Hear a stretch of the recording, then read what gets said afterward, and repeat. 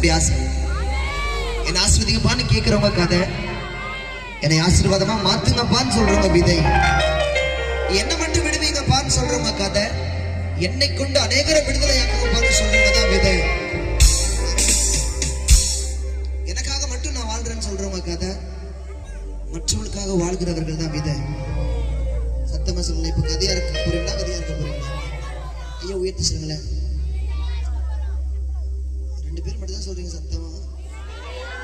கரத்தை நல்லா உயர்த்தி சொல்லுங்க. கதையா இருக்க போறீங்களா, கதையா நல்ல கையை உயர்த்தி கண்ணை மூடி சொல்லுங்க. எலும்புகள் உருவாகல, நரம்புகள்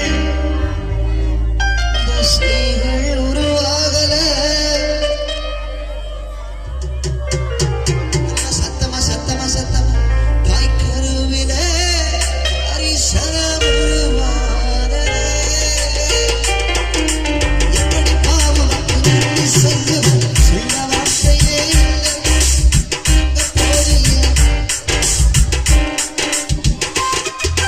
எப்படி பாவம் சொல்லுவேன்.